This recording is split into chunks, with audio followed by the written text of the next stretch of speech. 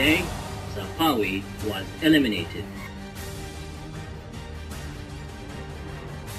This was great news to the Iraqis, especially since it came only minutes before Maliki presented his appointments for the Ministries of Defense and Interior to the Parliament. The question remains, will Zarqawi's demise mark the end of the random killings and death that have afflicted the Iraqi nation for a long time? Saddam Hussein was led to the chamber by 4 members of the security forces who were to serve as his executioners.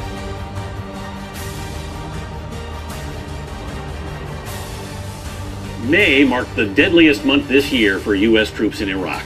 Casualties have increased since the U.S. troop surge began. Mr. Bush decided to announce what he called a surge. It is so weary that many of the troops you have just consigned to Iraq will be on their 2nd tours, or their 3rd tours, or their 4th tours. Who is left to go and fight, sir? The surge is working. The Congress to pass an emergency war spending bill that would provide our brave men and women in uniform with the funds and flexibility they need. Instead, members of the House and the Senate passed a bill that substitutes the opinions of politicians for the judgment of our military commanders. So a few minutes ago, I vetoed the bill.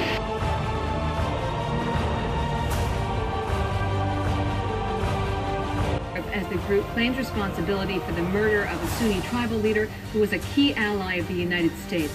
Sheikh Abdul Sadr Abu Risha was killed by a roadside bomb outside his home.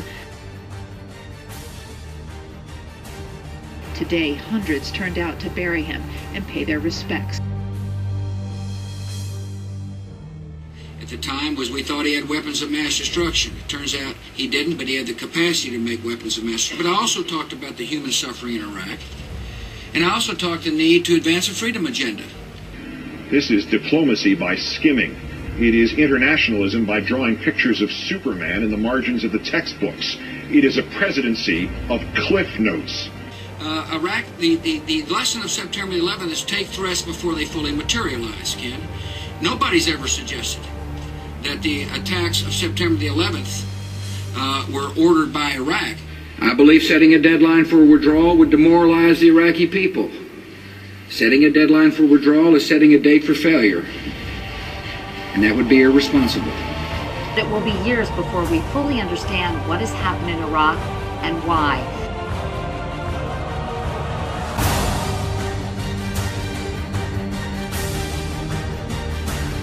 More than 150,000 U.S. troops are still in Iraq, in a war that remains a top issue in the U.S. presidential campaign. Obama plans to gradually bring the majority of troops home within 16 months if he takes office.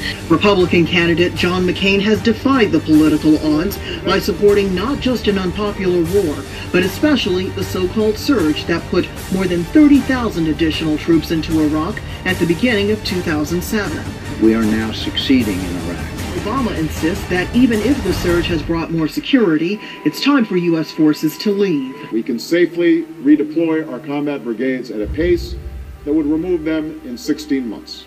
We've incurred a moral responsibility in Iraq. It would be unconscionable.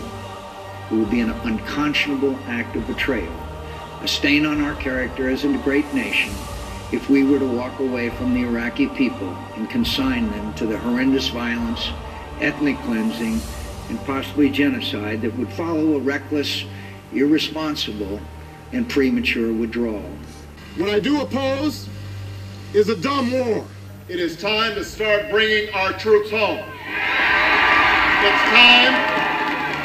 It's time to admit that no amount of American lives can resolve the political disagreement that lies at the heart of someone else's civil war. I do not argue against withdrawal any more than I argued several years ago for the change in tactics and additional forces that are now succeeding in Iraq. The first thing we have to do is end this war. There's one other thing that it's not too late to get right about this war, and that is the homecoming, the men and women, our veterans, who have sacrificed the most. Let us honor their courage by providing the care they need and rebuilding the military they love. all the differences between the two presidential candidates, there is perhaps no issue that divides Barack Obama and John McCain more than the war in Iraq. We changed the strategy and sent additional troops to carry it out. We have succeeded in our strategy in Iraq. We are winning the war. I think it is important for us to be as careful getting out as we were careless getting in. There is no military solution in Iraq, and there never was. I will begin to remove our troops from Iraq immediately. I believe a reckless and premature withdrawal would be a terrible defeat for our security interests and our values. Since the middle of last year, sectarian and ethnic violence, civilian deaths, and deaths of coalition forces have all fallen dramatically. I don't want to just end the war, but I want to end the mindset that got us in the war in the first place.